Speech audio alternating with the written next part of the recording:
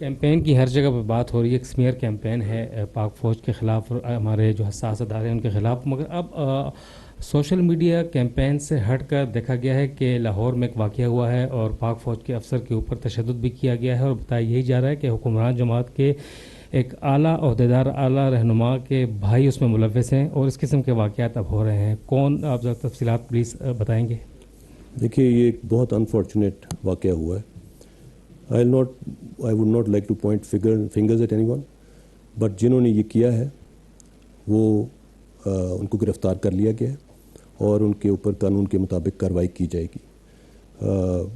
پاکستان فوج اپنے آفیسرز، اپنے سولجرز کو کبھی بھی تنہا نہیں چھوڑتی، اور جنہوں نے یہ حرکت کی ہے میرے خیال میں بہت ہی غلط حرکت ہے. یہ جو آئی تھنک ہمیں اپنے معاشرے کو ان پرتشدد رسپانسز سے، ان پرتشدد ایکٹیویٹیز سے باہر نکالنے کی ضرورت ہے. بدماشی، غنڈہ گردی یہ اب نہیں چلے گی، اور انشاءاللہ جن لوگوں نے یہ کیا ہے وہ اس وقت they are under arrest, and proper ان کے اوپر قانونی کارروائی ہوگی، اور انشاءاللہ ان کو اس کی سزا ملے گی جو وہ ڈیزرو کرتے ہیں.